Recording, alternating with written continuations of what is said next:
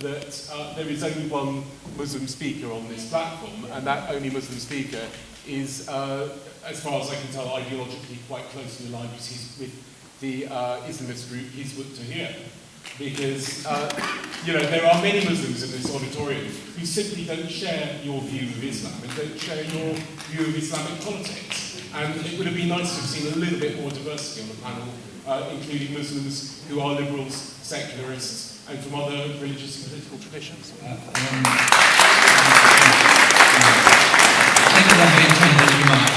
also a Muslim, although I'm not but nevertheless there are two Muslims on this platform, although only one of them is a speaker. A lady in the glass at the back has been waiting very patiently. Would you like to just wait a second while the mic comes to you, and then I'd like to go upstairs, if there are any, yes, your sisters afterwards, please. I'd also like some questions for the speaker specifically to answer, some challenging points, if you like. Thank you. It feels quite nice to talk about brothers and sisters. I feel like I'm in a union meeting. Just one quick comment and then a question. Just to say that all religions, not religious people specifically, all religions are misogynistic, oppressive of women, all of them are, and it's very much about helping people, it's kind of those who came out in their lives. The question is, it is, and unfortunately I didn't mean to ask a question to Abdullah, but it is specific to Abdullah, but anybody else in the panel, because he wasn't the only one, who was using language like Muslims and English people, Muslims and Westerners, Muslims and liberals. Why?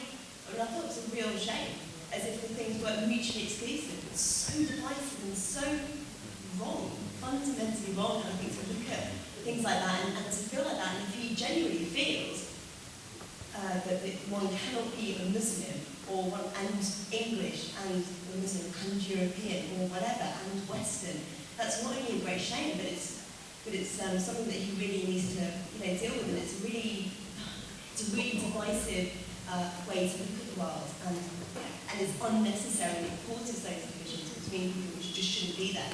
And I hope most people don't think like that actually. Most people are very comfortable with their multiple identities, and of course it's important for people to be religious or not religious, but also equally to be English or European or Western or parts of the world or whatever. So I just wanted to ask a question to Abdullah, but also because he wasn't the only one. I know exactly what the BMP want to say, but I'm not directing the question at them. Why this division? Why this divisive language? Okay, that's a very good question. Okay. Yeah. Well, I think you're putting interpretation to my mouth of what I meant.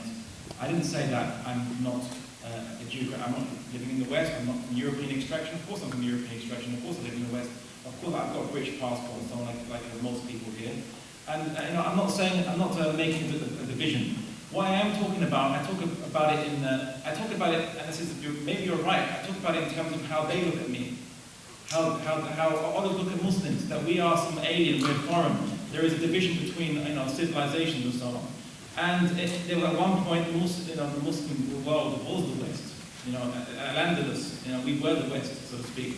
So I'm not making a division, and I don't see us as being, as being different.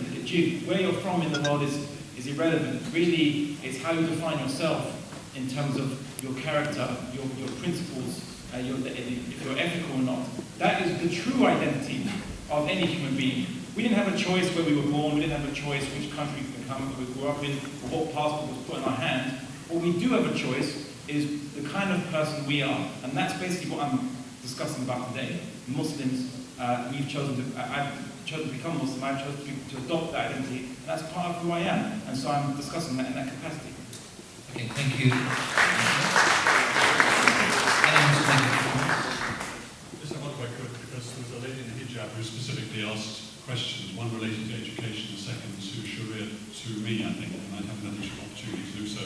I'd also like to pick up with the lady there who said all religion, made this extraordinary sweeping generalisation of all religions oppress women.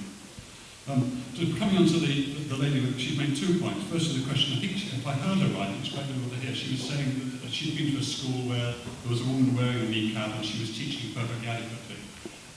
That may indeed be, but I'm grateful for the fact that actually, and I know this because it was related to the Tablighi Jamaat sect, which is trying to promote this mega mosque.